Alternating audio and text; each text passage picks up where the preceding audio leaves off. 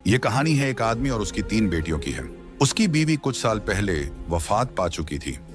उसकी तीनों बेटियां बहुत खूबसूरत थीं, मगर सबसे छोटी बेटी अपनी बहनों में सबसे ज्यादा समझदार थी।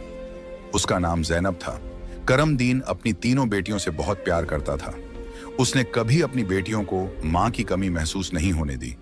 वह अपनी बेटियों की हर ख्वाहिश पूरी करता था। अब करमदीन की बेटियां बड़ी हो चुकी थीं और अपने पिता के लिए खुद से खाना बनाने लगी थीं। जब करमदीन काम के सिलसिले में बाहर जाता तो उसकी बेटियां उसके लिए खाना तैयार करके साथ दे देती। उसी गांव में एक बेवा औरत भी रहती थी जिसकी एक बेटी थी। उस बेवा की आदत थी कि वह हर घर में कुछ ना कुछ मांगने के लिए चली जाती थी। जब करमदीन की बेटियां अपने पिता के लिए खाना बनाती तो वह औरत अक्सर उसी समय उनके घर आग मांगने के लिए आ जाती। लेकिन करमदीन की सबसे छोटी बेटी ज़ैनब को वह बेवा औरत बिल्कुल भी अच्छी नहीं लगती थी। जब भी वह औरत उनके घर आती, ज़ैनब अपनी बहनों से कहती, यह औरत हमारे घर क्यों आती है? यह औरत बिल्कुल भी अच्छी नहीं है। बड़ी दोनों बहनें ज़ैनब को समझाती, देखो, यह बेवा औरत है और गरीब है। अगर हमारे घर से आग ले जाती है तो इसमें तुम्हारा क्या नुकसान है? ज़ैनब अपनी बहनों की बातें सुनकर चुप हो जाती, लेकिन वह कहती, देख लेना, यह औरत एक ना एक दिन हम सबके लिए मुसीबत खड़ी करेगी। यह सिलसिला यूं ही चलता रहा। वह औरत रोज उनके घर से आग लेने आती और मौका पाकर करमदीन के खाने में राख मिला देती। करमदीन ने जब अपने खाने में खराबी महसूस की तो उसने सोचा कि उसकी छोटी छोटी बेटियां खाना बनाती हैं, इसलिए उनसे कोई गलती हो जाती होगी। वह अपनी बेटियों से बहुत प्यार करता था और यह बात समझ नहीं पा रहा था कि उसकी बेटियां उसका खाना क्यों खराब कर रही हैं। फिर एक दिन करमदीन ने सोचा, आज मैं अपनी बेटियों पर नजर रखूंगा। आखिर मेरी बेटियां अचानक से मेरे खाने में क्या मिलाने लगी हैं? जब करमदीन की बेटियां खाना बनाने लगीं, तो वह छुपकर उन्हें देखने लगा। उसकी बड़ी बेटी साफ पानी से चावल धो रही थी, छोटी बेटी सालन बना रही थी और सबसे छोटी बेटी ज़ैनब बर्तन साफ कर रही थी, जिन बर्तनों में खाना डाला जाना था। कुछ ही देर में खाना पककर तैयार हो गया। खाने में कोई खराबी नहीं थी। करमदीन परेशान था, लेकिन फिर अचानक उसने जो देखा उससे उसके पैरों तले जमीन खिसक गई। उसने देखा कि वही बेवा औरत उनके घर आग लेने आई है और उसकी छोटी बेटी ज़ैनब उससे बहस कर रही है। वहीं उसकी दूसरी बहनें ज़ैनब को समझा रही थीं, कोई बात नहीं ज़ैनब, ये बेवा औरत है, इसे आग लेने दो, बड़ी बहन ने कहा।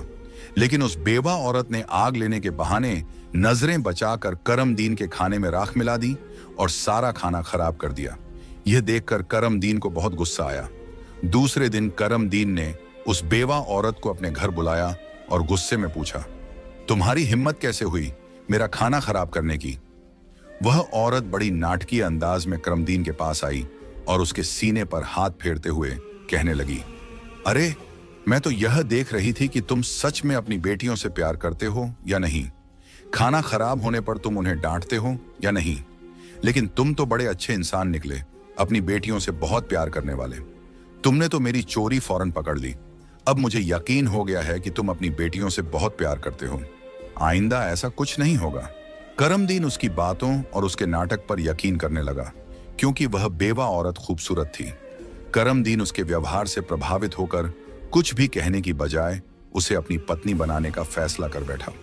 कुछ ही दिनों में उसने अपनी बेटियों की इजाजत के बिना उस बेवा औरत से शादी कर ली और उसे अपने घर ले आया। शादी के कुछ ही दिनों बाद वह बेवा औरत करमदीन की तीनों बेटियों से सख्त नफरत करने लगी। वह चाहती थी कि किसी भी तरह करमदीन की बेटियां इस घर से निकल जाएं। उसने उन्हें घर से निकालने के लिए तरह तरह के मंसूबे बनाने शुरू कर दिए। वह सोचती थी कि अगर बेटियां घर से चली जाएंगी तो वह और उसकी अपनी बेटी आराम से ऐश की जिंदगी जी सकेंगी। साथ ही करमदीन का पूरा ध्यान सिर्फ उसी और उसकी बेटी पर रहेगा। वह जानती थी कि करमदीन अपनी बेटियों से बहुत मोहब्बत करता है और उन्हें जरा भी दुखी नहीं देख सकता। उसकी अपनी बेटी हमेशा कीमती कपड़े पहनकर घूमती रहती थी, जिससे वह मॉडर्न लगती थी। लेकिन सौतेली मां ने करमदीन की तीनों बेटियों को घर का सारा काम करने पर मजबूर कर दिया। वह उन्हें ठीक से पेट भर खाना भी नहीं देती थी और धीरे धीरे उनकी दूसरी जरूरतें भी कम कर दी। तीनों बहनें हर समय दुखी रहने लगी। एक दिन 2 बड़ी बहनें रो रही थीं, तो ज़ैनब अपनी बड़ी बहनों के पास आई और कहने लगी, प्यारी बहनों, आओ हम तीनों कहीं बाहर चलें ताकि हमारा दिमाग फ्रेश हो जाए। फिर वह तीनों बहनें घर से निकल गईं और चलते चलते एक जंगल में जा पहुंची। वहां एक घने दरख्त के नीचे बैठकर वे रो रो कर अपनी मां को याद करने लगीं। इतने में उनके पास से एक अल्लाह वाले बुजुर्ग का गुजर हुआ। जैनब जमीन पर बैठी रो रही थी और कह रही थी, ऐ मेरे अल्लाह, हम मजलूम लड़कियां हैं और बहुत दुखी हैं। आप देख रहे हैं ना कि हमारी सौतेली माँ हम पर कितना जुल्म करती है। हम कितने दिनों से भूखे हैं। अल्लाह वाले बुजुर्ग पास ही खड़े होकर उनकी बातें सुन रहे थे। फिर वे जैनब से मुखातिब होकर बोले, बेटियों, तुम तीनों यहां इस दरख्त के नीचे रोज आती हो, तुम्हें क्या दुख है? तुम मुझे बता सकती हो? जैनब ने रोते हुए अल्लाह वाले बुजुर्ग को सारा वाकया सुना दिया। उनकी बात सुनकर बुजुर्ग को बहुत दुख हुआ। वे बोले, बेटी, यहां से थोड़ी दूरी पर मेरी झोंपड़ी है। मैं वहां रहता हूं और इबादत करता हूं। मेरी झोंपड़ी के बाहर एक अनार का दरख्त लगा है जिस पर पके हुए अनार लगे हुए हैं। तुम जाओ और उस दरख्त से जितने मर्जी अनार तोड़कर खा लो। यह सुनकर तीनों लड़कियां खुशी खुशी उस झोंपड़ी के पास पहुंची। उन्होंने देखा कि दरख्त पर बहुत ही खूबसूरत और रसीले अनार लगे हुए हैं। तीनों ने एक एक अनार तोड़ा और बैठकर मजे से खाने लगी। जब उनका पेट भर गया तो उन्होंने बुजुर्ग का शुक्रिया अदा किया और घर वापस आ गईं। इसके बाद जब उनकी सौतेली माँ उन्हें खाना नहीं देती तो वे रोज जंगल जाती और उन अनारों को खाकर अपना पेट भर लेती। धीरे धीरे उन्होंने अपनी माँ का दिया हुआ खाना बिल्कुल छोड़ दिया। अब उनकी सौतेली माँ सोचने लगी, मैं इन लड़कियों को खाने को कुछ नहीं देती। मैं इनसे इतना काम करवाती हूँ, उन्हें जलील करती हूँ, फिर भी इनके चेहरे पर एक अजीब सी चमक है। इनमें से कोई बीमार भी नहीं पड़ती, बल्कि इनकी खूबसूरती बढ़ती जा रही है। और मेरी बेटी, जिसे मैं इतना अच्छा खाना देती हूँ, वह उनके आगे बदसूरत लगती है। दूसरे दिन जब वह लड़कियां जंगल की तरफ गईं, तो सौतेली माँ ने अपनी बेटी को उनका पीछा करने के लिए भेज दिया। जब तीनों लड़कियां अनार तोड़कर खा रही थीं, तो जैनब ने अपनी सौतेली बहन को देख लिया। उसने बाकी बहनों से कहा, यह लड़की हमारा पीछा कर रही है, मैं इसे यहां से भगा देती हूं। फिर जैनब ने अपने हाथ में पकड़ा अनार छुपा लिया और बोली, अगर यह सब कुछ अपनी मां को बता देगी तो यह हमारे लिए परेशानी का कारण बन सकती है। लेकिन जैनब की दूसरी बहनें बोली, जैनब, तुम कैसी बातें कर रही हो? यह बेचारी बेकसूर है। जैनब की बड़ी बहनें बोली, हमारी सौतेली मां तंग करती हैं, यह तो हमें कुछ नहीं कहती। इसके बाद तीनों बहनों ने अपनी सौतेली बहन को पास बिठाया और उसे एक अनार पकड़ा दिया। लेकिन सौतेली बहन ने अनार नहीं खाया और जल्दी से अपनी मां के पास जाकर कहने लगी, मां, वे लड़कियां भूखी नहीं रहती, वे तो जंगल में एक दरख्त से अनार तोड़कर खा लेती हैं। उसी दरख्त के पास एक बुजुर्ग भी इबादत कर रहे थे और उन्होंने भी उन्हें रोकने की कोशिश नहीं की। यह सुनकर सौतेली मां को बहुत गुस्सा आया। वह सोचने लगी, मैं इन लड़कियों को अनार खाने से कैसे रोकूं? पूरा दिन वह गुस्से में ही रही। जब शाम को करमदीन काम से घर वापस आया तो उसने अपनी बीवी को परेशान देखा। वह बोला, तुम्हें क्या परेशानी है? क्यों इतनी उदास बैठी हो? वह कहने लगी, मेरे सिर में बहुत तेज दर्द है और यह किसी दवा से ठीक नहीं होगा। करमदीन ने पूछा, तो फिर कैसे ठीक होगा? वह तुरंत बोली, जंगल में एक अनार का दरख्त है जिस पर लाल लाल अनार लगे हैं। अगर तुम उस दरख्त को जड़ से कटवा दो और उसकी जड़ें उबालकर दवा बना लो और मेरे माथे पर लगाओ तो मेरा सिर दर्द ठीक हो सकता है। करमदीन ने कहा, बस इतनी सी बात। फिर उसने कुछ आदमियों को बुलाया और उन्हें पैसे देकर कहा, जंगल में एक अनार का दरख्त है, तुम लोग उसे जड़ से उखाड़ फेंको और उसकी जड़ें मुझे लाकर दो। कुछ ही घंटों में वे आदमी उस दरख्त को जड़ से उखाड़कर उसकी जड़ें करमदीन के पास ले आए। करमदीन ने जल्दी से आग जलाई और उन जड़ों से दवा बनाकर अपनी बीवी के माथे पर मलने लगा। थोड़ी ही देर में उसकी बीवी कहने लगी, अब मुझे आराम है। अगले दिन जब तीनों बहनें जंगल गईं, तो उन्होंने देखा कि अनार का दरख्त किसी ने जड़ से उखाड़ दिया है। यह देखकर वे बहुत परेशान हो गईं और सोचने लगी, अब हम क्या खाएंगे? तभी वे तीनों लड़कियां वहीं बैठकर रोने लगी। उनके रोने की आवाज सुनकर अल्लाह वाले बुजुर्ग अपनी झोंपड़ी से बाहर आए। वे समझ गए कि लड़कियां क्यों रो रही हैं। वे बोले, इसमें रोने की क्या बात है? अल्लाह तुम्हें इससे भी बेहतर कुछ देगा। फिर अल्लाह वाले बुजुर्ग ने अपनी उंगली से जमीन की तरफ इशारा किया और वहां पर एक छोटी सी नदी बन गई जिसमें पानी की जगह दूध बह रहा था। उन्होंने उन लड़कियों को एक मिट्टी का प्याला दिया और कहा, जहां से जितना मर्जी हो दूध पियो। लड़कियां बहुत खुश हुईं और मिट्टी के प्याले में दूध भरकर पीने लगीं। जब उनका पेट भर गया तो वे बुजुर्ग का शुक्रिया अदा करके घर वापस आ गईं।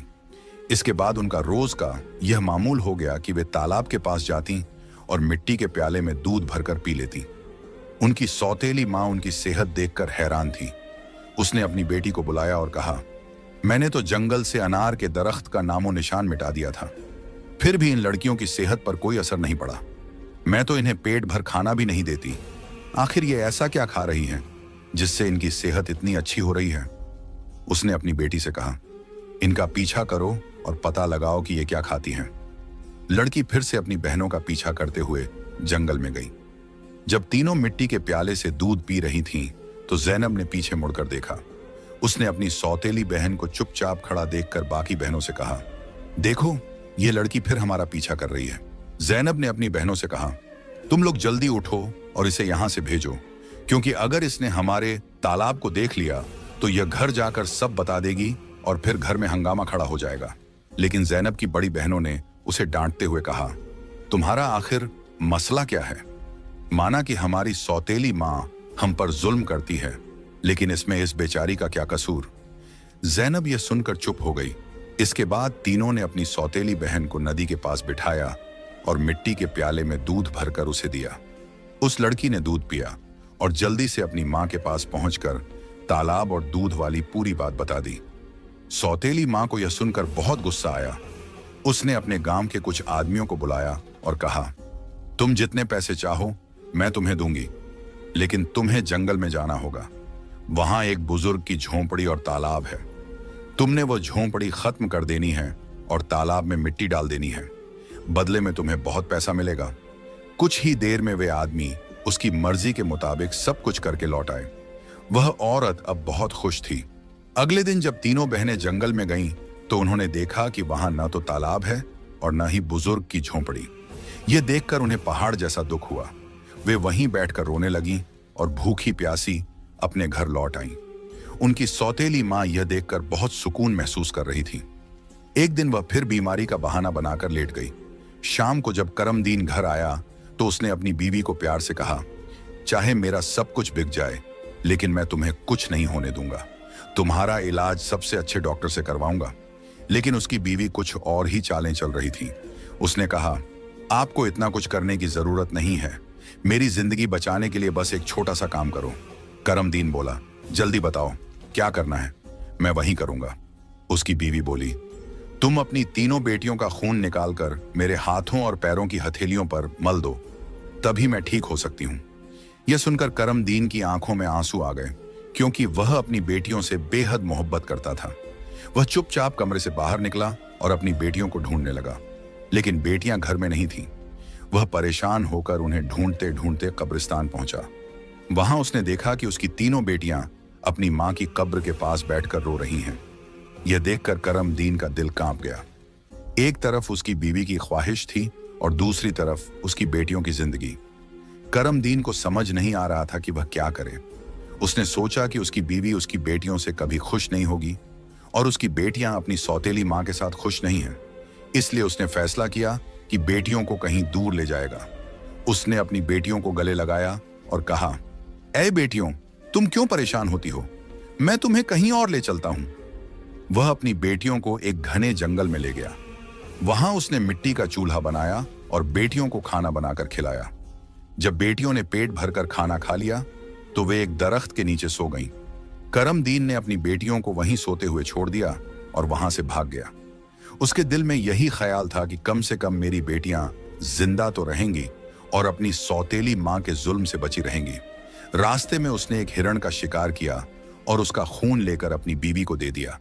उसकी बीवी ने वह खून अपने हाथों और पैरों पर लगाया और खुश होकर कहा, अब मुझे आराम है। उसे यकीन हो गया कि करमदीन ने अपनी बेटियों को मार दिया। दूसरी तरफ जब तीनों बहनें जागीं तो उन्होंने देखा कि उनका बाप उन्हें छोड़कर जा चुका है। वे अपने बाप को पुकारने लगीं। जंगल में जंगली जानवरों की आवाजें सुनकर वे डर गईं और रोने लगीं। इत्तेफाक से उसी जंगल में 3 दोस्त शिकार के लिए आए थे। जब वे शिकार करके लौटने लगे तो उनमें से एक दोस्त, जिसका नाम नासिर था, कहने लगा, मुझे लगता है, नासिर ने कहा, यहाँ कोई मुसीबत में है। क्या तुम लोग किसी के रोने की आवाज नहीं सुन रहे? मुझे तो किसी के रोने की आवाज आ रही है। चलो जल्दी से देखते हैं, शायद किसी को हमारी मदद की जरूरत हो। फिर तीनों दोस्त आवाज की दिशा में चल पड़े। आगे जाकर उन्होंने देखा कि 3 खूबसूरत लड़कियां बैठी हुई रो रही हैं। नासिर आगे बढ़ा और उनसे पूछा, तुम यहां अकेली क्या कर रही हो और इतना क्यों रो रही हो? जैनब ने नासिर को अपनी पूरी कहानी सुना दी। लड़कों को उन पर बड़ा तरस आया। वे आपस में कहने लगे, क्यों ना हम इन लड़कियों से शादी कर लें? इन्हें एक छत मिल जाएगी और हमारी जिंदगी भी सुकून से गुजरने लगेगी। फिर उन तीनों लड़कों ने उन तीनों लड़कियों से शादी कर ली। जैनब की शादी नासिर के साथ हो गई। संयोग से उन तीनों दोस्तों के घर पास पास थे। तीनों बहनें खुशी खुशी अपने अपने घरों में रहने लगीं। 1 साल के बाद जैनब के घर में बेटे की पैदाइश हुई। ये देखकर नासिर के दोस्त और जैनब की बहनें बहुत खुश हुईं। धीरे धीरे जैनब का बेटा 2 साल का हो गया। एक दिन नासिर ने अपने दोस्तों से कहा, मेरा आज फिर जंगल में शिकार करने का मन हो रहा है, चलो शिकार पर चलते हैं। लेकिन उसके दोस्तों ने मना कर दिया और कहा, हमें तो किसी जरूरी काम से जाना है, हम तुम्हारे साथ जंगल नहीं जा सकते। नासिर ने जैनब से इजाजत ली और अकेला ही जंगल में शिकार के लिए चला गया। लेकिन इसके बाद कई दिन गुजर गए और नासिर घर वापस नहीं आया। जैनब बहुत परेशान हो गई। उसकी बहनें भी उसकी चिंता देखकर चिंतित हो गईं। जैनब के जीजा नासिर के दोस्त ने उसे तसल्ली देते हुए कहा, तुम फिक्र मत करो, हम नासिर को ढूंढकर जरूर वापस लाएंगे। लेकिन करनी खुदा की यह हुई कि नासिर के दोस्त भी उसे ढूंढने जंगल गए, लेकिन वे भी वापस नहीं लौटे। उन तीनों बहनों पर एक बार फिर से गम का पहाड़ टूट पड़ा। एक दिन जैनब अपने बेटे को सुला रही थी कि दरवाजे पर दस्तक हुई। उसने जल्दी से जाकर दरवाजा खोला तो क्या देखती है कि एक बुजुर्ग फकीर जिसने हरे रंग के कपड़े पहने हुए थे दरवाजे पर खड़ा है। जैनब उसे देखकर बोली, बाबा, मेरा शौहर घर पर नहीं है, मैं आपको घर में आने की इजाजत नहीं दे सकती। जब मेरा शौहर आएगा तब आप आ जाना। उस पर फकीर बोला, बेटी, मुझे बहुत भूख लगी है, किसी भूखे को खाना खिलाने में क्या हर्ज है। जैनब ने मजबूरी में उस फकीर को घर में बुला लिया और उसके लिए खाना बनाने लगी। लेकिन वह जादूगर फकीर बुरी नजरों से जैनब को देखता रहा। फिर वह जादूगर उठकर जैनब के करीब आया और बोला, सुनो लड़की, तुम मुझे बहुत अच्छी लगती हो, अपने बेटे को छोड़ दो और मुझसे शादी कर लो। जैनब डर के मारे कांपने लगी और बोली, बाबा, आप कैसी बातें कर रहे हैं? मैं शादीशुदा हूं और एक बच्चे की मां हूं। आपकी हिम्मत कैसे हुई ऐसा कहने की?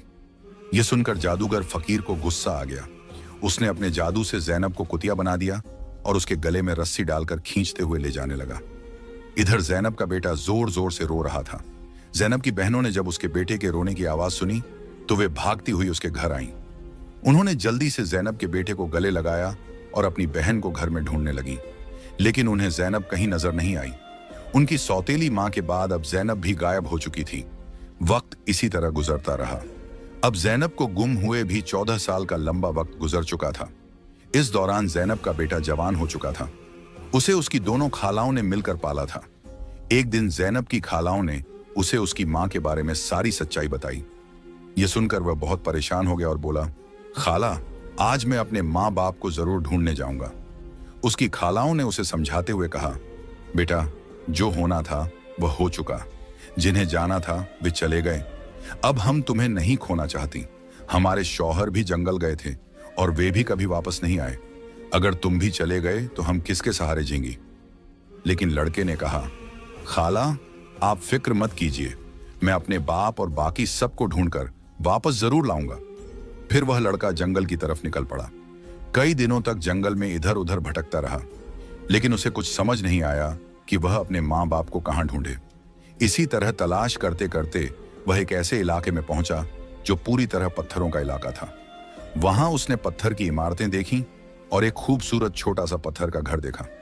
वह गौर से उस घर को देख रहा था कि तभी उस घर से एक बुजुर्ग बाहर आए और बोले, बेटा, तुम यहां नए लगते हो, तुम्हें इस खतरनाक इलाके में आने की क्या जरूरत थी? लड़के ने जवाब दिया, बाबा जी, मैं अपने माँ बाप और ताया जी को ढूंढने के लिए यहां आया हूं। मेरी मां को एक जादूगर ने कुतिया बनाकर अपने साथ ले गया था। अल्लाह वाले बुजुर्ग बोले, बेटा, यह इलाका एक बहुत बड़े जादूगर का है। वह बहुत ताकतवर है। जो भी उससे पंगा लेता है या उसे बेइज्जत करता है, वह उसे पत्थर का बना देता है। ये जो तुम अपने इर्द गिर्द पत्थर देख रहे हो, ये भी कभी इंसान थे। जादूगर ने इन्हें पत्थर बना दिया। कुछ साल पहले यहाँ एक नौजवान आया था। उसके बाद उसके पीछे 2 और नौजवान आए। जादूगर ने उन्हें पेड़ और पत्थर में बदल दिया और उसने एक नेक पाकीज़ा लड़की को भी 12 साल से कैद करके रखा है। वह जादूगर उस लड़की से शादी करना चाहता है, लेकिन वह लड़की किसी भी तरह मान नहीं रही। बुजुर्ग की बातें सुनकर लड़का सोचने लगा, यकीनन यह लड़की मेरी माँ है और ये लोग मेरे ही परिवार के लोग हैं। आखिरकार मैंने अपनों को ढूंढ ही लिया। इसके बाद लड़के ने बुजुर्ग को अपनी सारी कहानी बताई और कहा, बाबा जी, आप मेरी मदद करें। इन लाचार लोगों को बचाने का कोई तरीका बताएं। बुजुर्ग, जिनकी झोंपड़ी को कभी ज़ैनब की सौतेली माँ ने जला दिया था, मुस्कुराए और बोले, बेटा, अल्लाह हमेशा नेक दिल वालों की मदद करता है। तुम्हें हिम्मत नहीं हारनी चाहिए। अल्लाह वाले बुजुर्ग मजबूरन इस खतरनाक इलाके में आकर रहने लगे। उन्होंने लड़के से वादा किया, मैं तुम्हारा साथ जरूर दूंगा।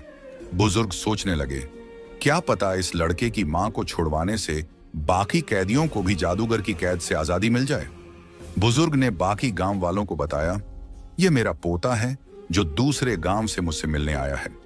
जब जादूगर को शक हुआ कि गांव में कोई नया लड़का आया है, तो वह तुरंत अल्लाह वाले बुजुर्ग के पास पहुंचा और पूछने लगा, यह कौन है?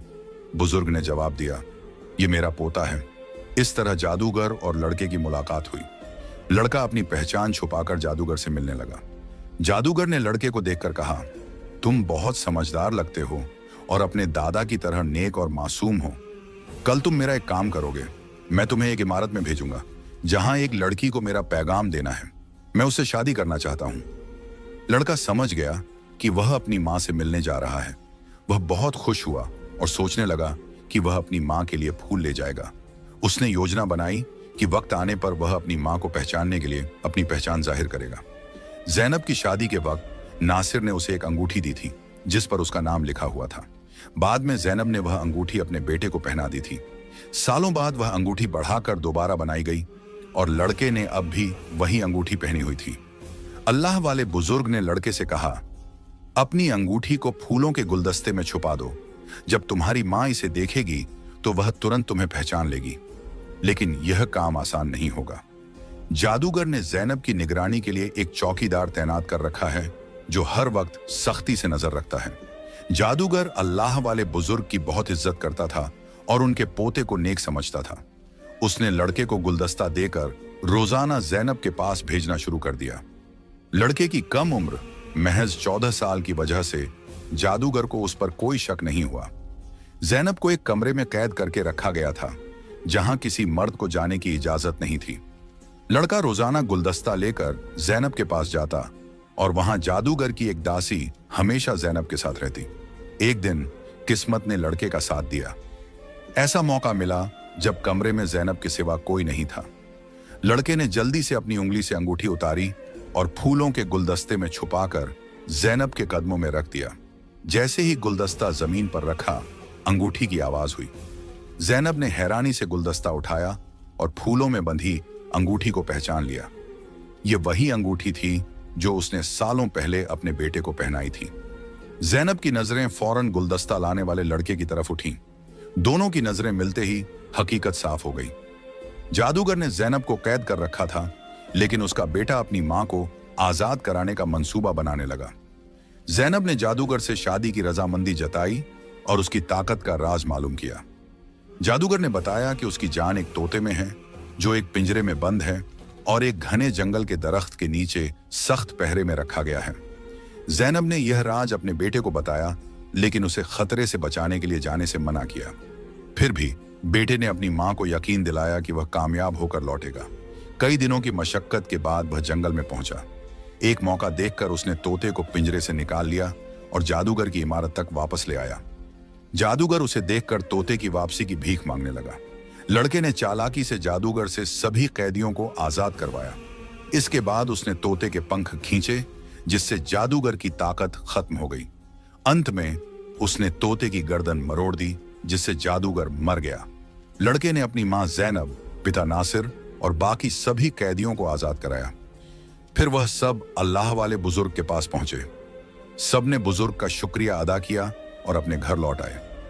जैनब की बहनें अपने शौहर से मिलकर बहुत खुश हुईं, जो जादूगर की कैद में सालों तक रहे थे।